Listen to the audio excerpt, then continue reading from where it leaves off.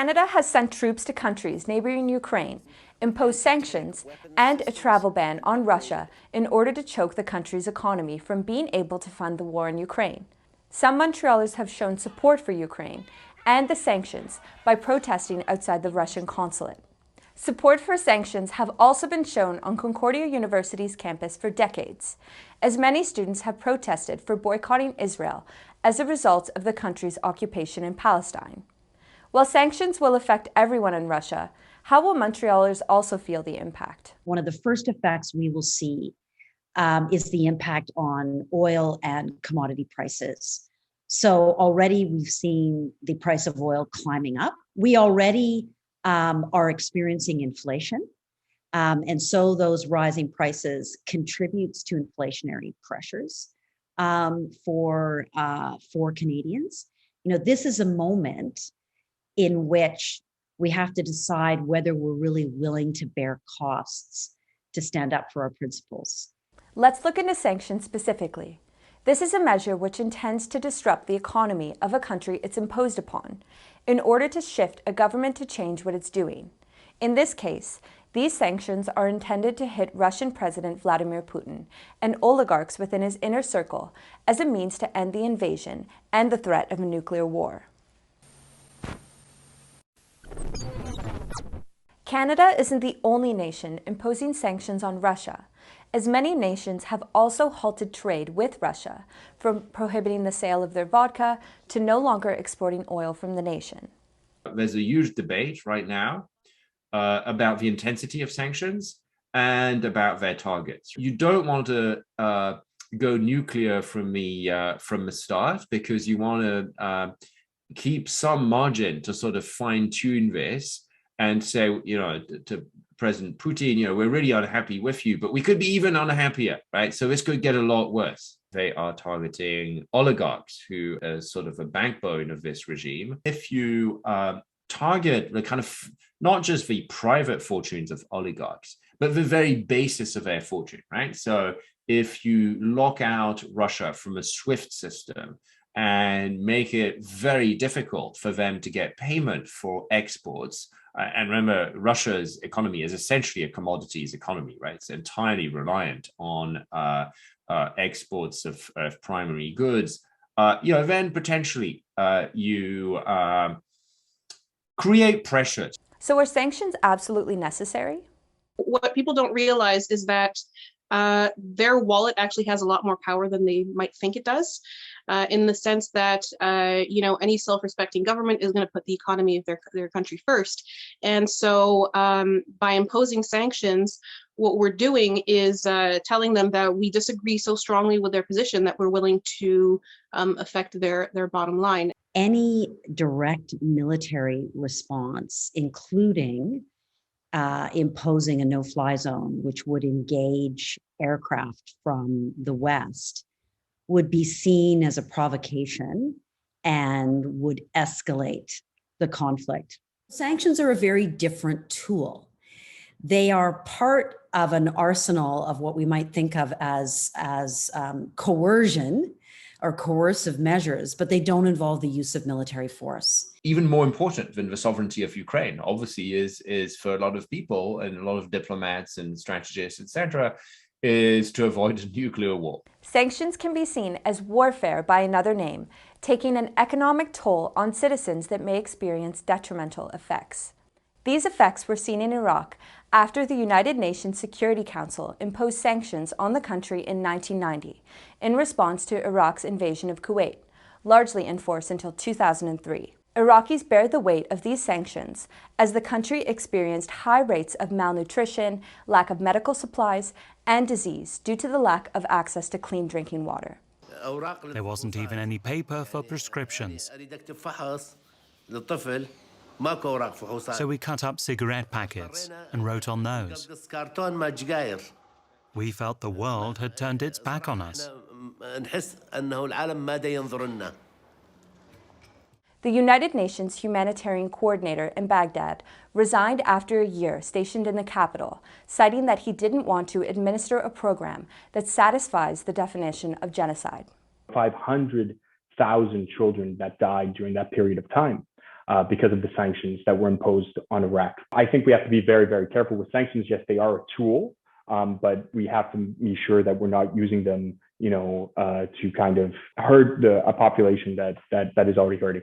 We entered a phase of what we might think of as more targeted or smart sanctions, where they are aimed not at punishing an entire population, but certain segments of the population.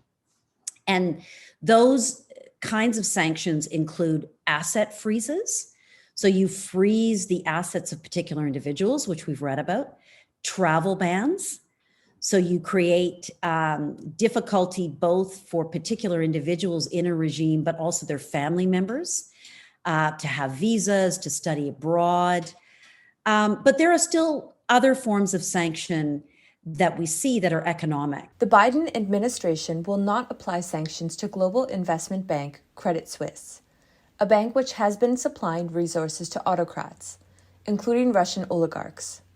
On March 1st, it was reported that Credit Suisse told investors to, quote, destroy documents relating to its richest clients' yachts and private jets, in an attempt to stop information leaking about a unit of the bank that has made loans to oligarchs who were later sanctioned, end quote. Credit Suisse employees donated more than $117,000 to President Joe Biden's 2020 campaign, while Steptoe and Johnson employees, the law firm which represents Credit Suisse, donated almost $140,000 to the campaign. This is an example of how some oligarchs are slipping through the sanctions. While Italy recently seized yachts and villas worth $156 million, and France said it seized a super yacht worth $120 million owned by a Putin ally, some oligarchs have been heading to Israel, Dubai, and the Maldives via private jet or yacht to escape these sanctions. So are these sanctions really targeting oligarchs? Half of Russia's population makes $6,000 US a year or less and will be gravely affected. But so will middle-class Russians.